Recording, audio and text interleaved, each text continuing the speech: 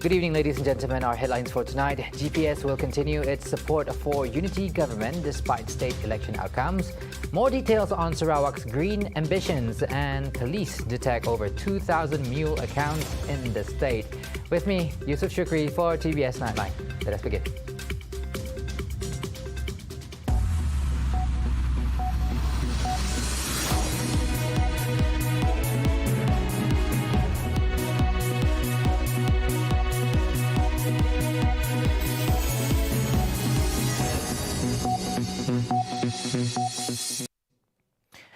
Our top story for tonight. Sarawak police have uncovered a staggering 2,354 MULE bank accounts established from January to June this year, leading to 444 arrests and subsequent charges.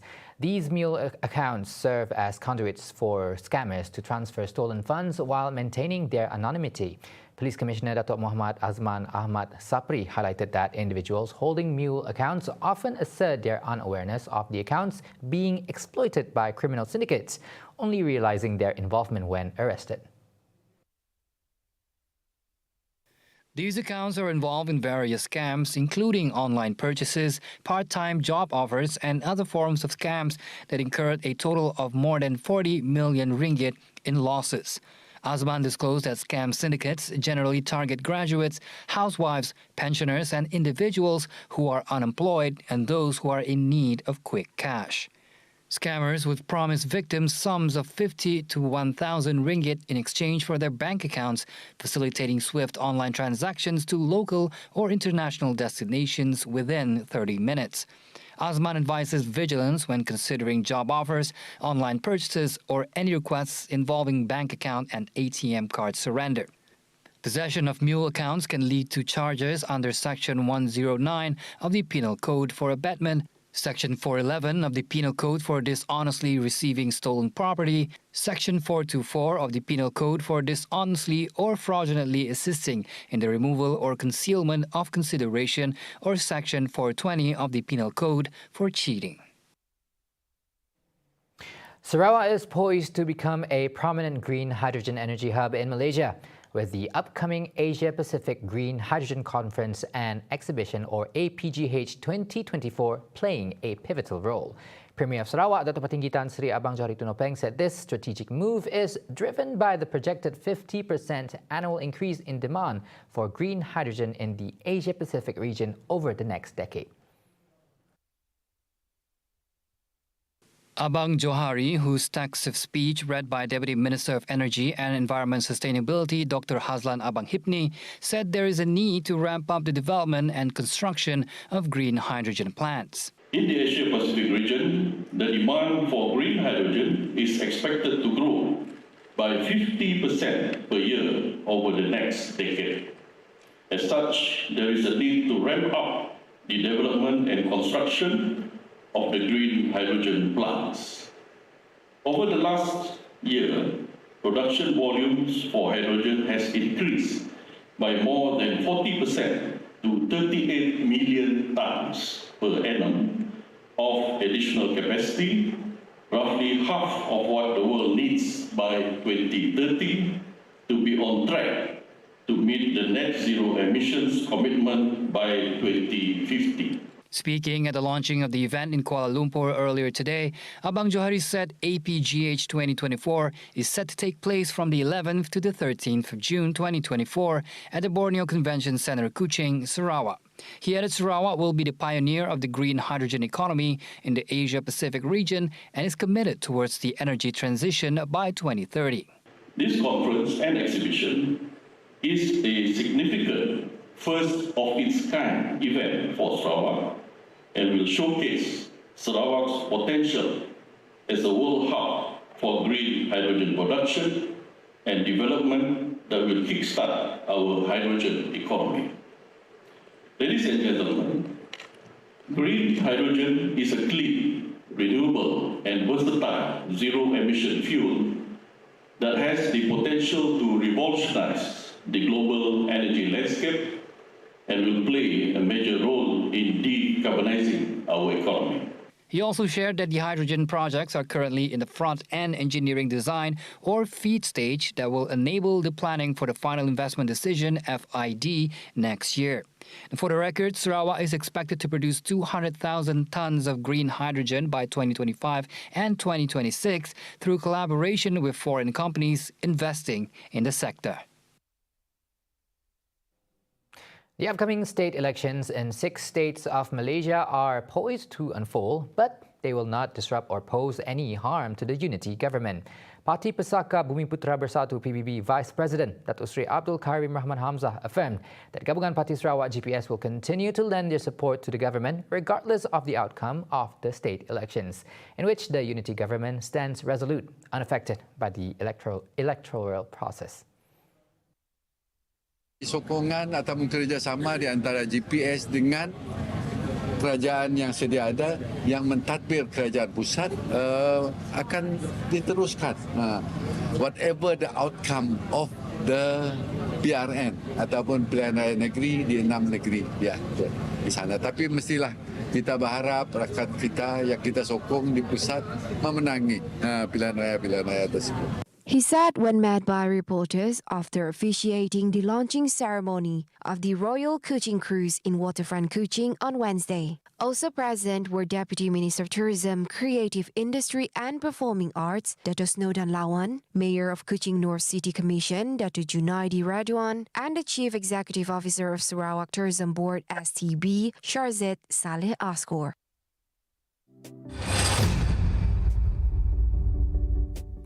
Now, the Borneo Cultures Museum, BCM, is set to host the highly anticipated International Museum Day 2023 celebration, projected to draw an impressive crowd of over 50,000 visitors. Minister of Tourism, Creative Industry and Performing Arts, Datuk Seri Abdul Karim Rahman Hamzah said the event promises a wide range of engaging activities featuring museum exhibitions and artifacts gathered from various locations across the country. The third installment, to be held in Sarawak, will be graced by the Premier of Sarawak, Datuk Patinggi Tan Sri Abang Johari Tun Openg. Sambutan ini juga berpeluang yang baik untuk kita menjana impak positif dari segi ekonomi, khususnya dari sektor hospitality dan juga pelancongan. Oleh itu, saya menyeru kepada semua golongan masyarakat dan juga pemain-pemain industri agar mengambil peluang dan juga turut serta dalam sambutan Hari Museum Antarabangsa Peringkat Kebangsaan ini yang akan diadakan nanti. He said this at the pre-launch of the event at the Plaza Merdeka Shopping Centre earlier today. He added that the 6-day event will also feature performances from renowned and local groups and artists, namely Amy Search, Jacqueline Victor, Bob Joseph, Ricky Anderson, Paradise Matrang, Hijra Yahya, Sarawak Art Council, the Chipta Band, and other artists. In another development, Karim said the Sarawak government has received applications to upgrade sports facilities with a total cost of over 200 million ringgit for Malaysia Games Sukma next year. He said the government will scrutinize each of the applications requesting for upgrading works, and the final costs approved will most likely be lowered. The enchanting Sarawak River's Sunset Cruise not only offers a breathtaking panoramic view of the city's skyline and iconic landmarks, but also holds immense potential for augmenting the state's revenue. Minister of Tourism, Creative Industry and Performing Arts, Datuk Seri Abdul Karim Rahman Hamzah said the cruise serves as an informative getaway for tourists, showcasing the local community's essence while promoting the state's unique attractions and offerings. Saya dapat melihat juga macam di Sarawak, bandar-bandar mesti tumbuh tepi sungai. Karena dulu-dulu sungai adalah the only means of transportation ataupun cara perhubungan. Kita tidak ada jalan raya. Jadi apabila kampung-kampung, pekan-pekan, rumah panjang semuanya di tepi sungai, apabila kita membuat produk seperti ini, cruise seperti ini, tempat-tempat itu juga boleh diangkat jadi tempat persinggahan boat cruise. Sebab itulah saya berharap akan mengatur supaya mereka yang mengusahakan cruise seperti ini, baiknya di Sipu ataupun di Kuching, dapat dimudahkan supaya mereka yang perkampungan yang di tepi-tepi sungai itu dapat kita latih, educate untuk dapat menerima pelancongan. He said when met by reporters after officiating the launching ceremony of the Royal Kuching Cruise in waterfront Kuching on Wednesday. Also present were Deputy Minister of Tourism, Creative Industry and Performing Arts, Dato' Snowdan Lawan, Mayor of Kuching North City Commission, Dato' Junaidi Radwan, and the Chief Executive Officer of Sarawak Tourism Board STB, Sharzet Saleh Asgor. Now, with digital technologies reshaping industries and societies at an unprecedented pace, the evolution of technical and vocational education and training, or TVET, must prioritize its alignment with the rapidly advancing digital technology of the Fourth Industrial Revolution, or IR 4.0. Deputy Minister of Education, Innovation and Talent Development, Datuk Dr. Anwar Rapai, emphasizes the importance of TVET institutions embracing this transformative wave, adding that it is crucial for these institutions to equip learners with the essential digital skills required to thrive in the ever-evolving workforce. The utilization of digital tools presents a unique opportunity for TVET institutions to elevate teaching and learning experiences. By unlocking innovative pathways to enhance education delivery, bridge gaps in educational opportunities, and equip learners with the necessary skills and competencies required to thrive in the digital jobs of the future. With the aid of digital platforms and outline resources, learners can access educational materials anytime and anywhere, allowing them to learn at their own pace. This flexibility caters to diverse learning styles and ensures that no one is left behind on their educational journey. As such, crucial benefit of digital transformation in TVET is its capacity to offer flexible and personalized learning experiences. Through the utilization of digital platforms and online resources, learners gain the ability to access educational materials at any time and from any location. The flexibility empowers them to learn at their own pace, ensuring a tailored educational journey that meets their individual needs and preferences. However, it is important to recognize that integration of digital technologies in TVET requires adequate training and professional development for educators. To effectively incorporate the digital tools into their teaching practices, TVET educators need to be equipped with the necessary skills and knowledge. Continuous upskilling and reskilling of educators are essential to ensure that they are well prepared to guide learners in the digital era. He said this at the opening of the 7th Technology and Innovation International Conference in Kuching on Wednesday, July 12th. Coming up right after the break, will AI replace humans? And South Korea welcomes panda twins. Right here on TVS Nightline. Stay tuned.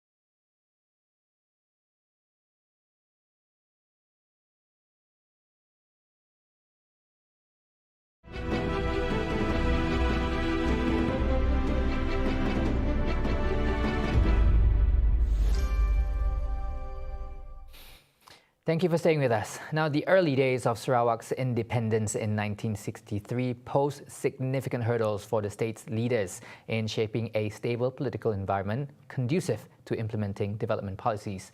Tun Juga Foundation Chairman Tan Sri Dato' Amar Leonard Linggi juga revealed the difficulties arising from the formation of multiple political parties during this period. And this complex scenario hindered mutual understanding between parties and cast doubts on the overall stability of the state. But nonetheless, Sarawak persevered to overcome these challenges and paved the way for its progress and development. The state's development faced significant setbacks due to opposition and the looming threat of communist terrorism. This adversity caused a slowdown in progress. However, he noted that the situation began to shift when Tun Abdul Rahman Yaakob and Tun Pehin Sri Abdul Taib Mahmud assumed the role of chief ministers. Their leadership ushered in a new era of political stability in Sarawak as they prioritized development policies to drive the state forward. Dato' Taib, his development philosophy, if you remember, politics of development, right?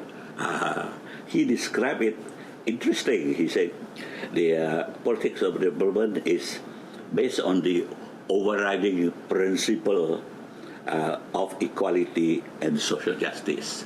A very, very broad policy. Sarawak's development witnessed a significant boost under Tun Taib, igniting growth in industry and agriculture sectors. However, urban areas saw more progress than rural regions. Pehin Sri Adnan Satem continued the development efforts, upholding Sarawak's rights as per the Malaysian Agreement of 1963. Today, Sarawak Premier Dato' Patinggi Tan Sri Abang Jari Tunopeng spearheads ongoing improvements, positioning Sarawak as a high-income state. Linggi highlighted the distinctive nature of Sarawak's fight for independence differed from that of Peninsular Malaysia. The main purpose for us to get rid of, we hope to have greater progress, greater security, better life, and so on. These are the two things. You look into our people. Nowadays, you look around, we are stable. Younger people enjoy themselves. Even older people enjoy themselves too. Now, some fear that artificial intelligence, AI, could one day take over the world. Based on the fact that AI could learn humans' daily routines, it is not impossible that sometime in the future, it could also even learn human behavior and ingenuity. Research conducted by Microsoft and International Data Corporation IDC titled Future Ready Business, Driving Asia's Growth with AI proved that industry players and workers in Malaysia believe it could ease their daily task. Through the research, 67% of main industry players and 64% of workers in the country believe that AI could help lighten their workload. However, not to the point that AI could completely replace humans. A researcher at the India Institute of Technology, Delhi, Ihsan Kukrati, opined that even though AI is a critical issue that must be discussed, it must also be seen as a tool that improves efficiency and productivity. So jobs and taking away of jobs is a real issue, and obviously we have had so many technological revolutions in the past, and this problem has always been there. I think the best way forward for humanity is not to think of AI in terms of us and them, but rather to use AI to improve efficiency, to improve productivity, and to do away with the grunt work of journalism or any other sector that AI is involved with. Apart from the questions around employment, I think a very important aspect of AI which is not really talked about is the ethics of AI, right? So questions around biases, questions around accountability, transparency, which are very important. And AI is essentially based on data of the past, right? And that data of the past, if that data is garbage, what you get out of AI is also garbage. He added that an important responsibility of using AI is making sure it benefits society. Newsroom editor at Television Broadcast Limited, Hong Kong, Raymond Cheng, is of the opinion that AI must be used to only help ease in daily tasks and must not be fully relied on to the point that it makes the decisions for humans. 咁但係一啲專業嘅判斷啊、專業嘅skills 啊咁樣咧，咁我諗都係一啲經驗同埋我哋可能個知識方面咧係人始終係一定有一個人嘅判斷，咁所以咧就我諗永遠都係一個專業判斷係要需要人，咁但係我哋都即係同電腦一樣啦，咁我哋都係每一天都係借助電腦去幫我哋做嘢，咁但係作出最後決定嘅一定係個專業嘅判斷。Meanwhile, Sam Heng Chow, an English newsroom editor for Macau TV and radio broadcaster, thinks that the replacement of humans by robots will be decided by its history. He added that it is a system that should be pioneered, especially in new industries. 刚才比如说一些辅助吧，比如说我们需要很多资料的搜索啊，或者资料的查询呢，这个方面呢，刚才也就提到了，就是说它有很多这方面的工具，给我们一个方便的途径，去提供一些个资料搜索的途径，这个是 AI 能够发挥的作用，在 newsroom 里可以发挥的作用，而且我们可以很好的利用这些工具做我们日常的工作。Heng Chow believes that AI applications will not take over human jobs. However, it could help many industries achieve better results. Hence, human skills will remain relevant, but only if humans are willing to adapt to technological progress. Meanwhile, governments and policymakers should also keep up with the job market changes brought forth by AI without compromising on technological development, as well as workers' rights, especially involving training and development opportunities. They told this to TVS on the final day of the Global News Forum at the masterclass session AI in Newsroom, organized by Asia Pacific Broadcasting Union ABU in Kuching on Wednesday.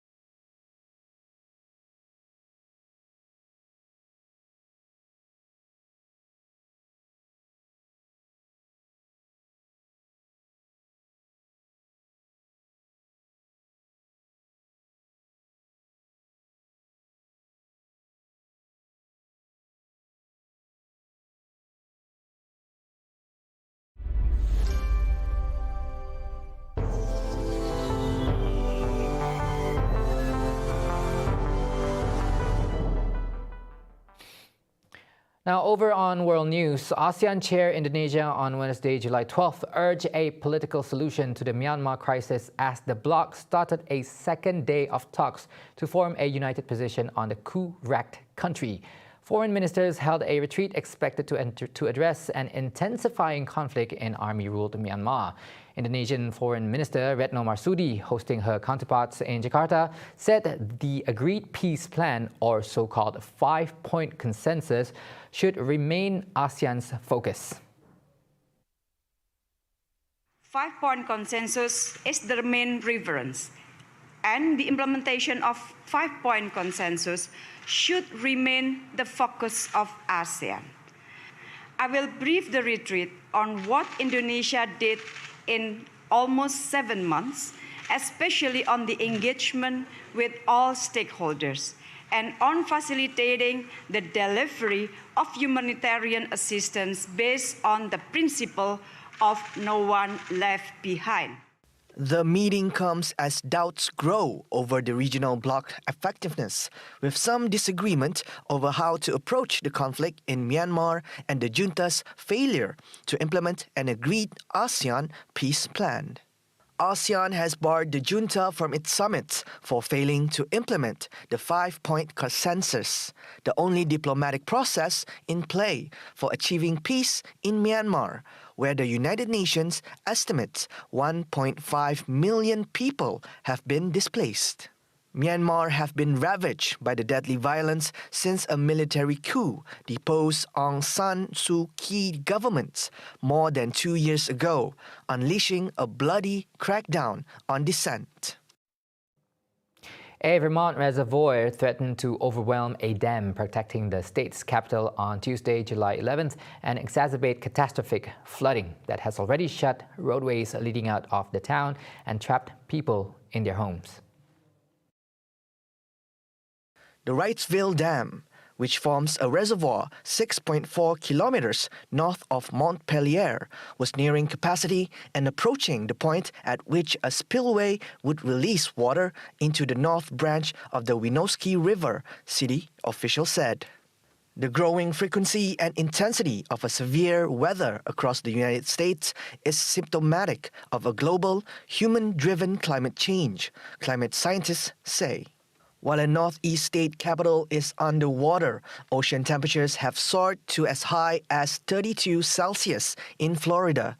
Texas is sizzling under a heat dome, and California is bracing for temperatures as high as 49 Celsius in desert areas this weekend. Much of the U.S. Northeast, including parts of New York, Massachusetts, and Connecticut, have already had as much as 20 centimeters of rain over the last several days. Wrapping up the Nightline, a zoo in South Korea announced its twin giant panda on Tuesday, July 11th. Both pandas are female and were born 4 days prior at the Everland theme park located near Seoul. The twins were born nearly 3 years after Fubao, the first panda to be born in South Korea from the same parents Aibao and Libao. 아이바오도 잘 대처를 하는 모성애를 가지고 있고 또 준비도 잘 하고 있어서 일단은 준비된 대로 대응은 잘 한 것 같고요. 푸바오 때는 한 마리가 태어났었는데 지금은 2마리가 태어나서 아마 기쁨도 행복도 2배가 되지 않을까라는 생각이 들고요. The first twin weighed 180 grams, while the second, which arrived nearly 2 hours later, weighed 140 grams. Since the 1950s, China has been pandas abroad as a sign of goodwill as part of their initiative known as the Panda Diplomacy. 이번에 쌍둥이를 낳은 것이 우리 멸종 위기종의 상징과도 같은 이런 판다들이 좀 더 이제 보호받고 또 이제 보존될 수 있는 큰 계기가 된 것 같고요. See the world closer with TVS as we bring you the latest news updates, both locally and internationally, just a click away by heading on to our website at www.tvstv.my or by following us on our social media platforms. And that's all the time we have for tonight's TVS Nightline. Once again, I'm Yusuf Shukri. Thank you for watching. Assalamualaikum and good night.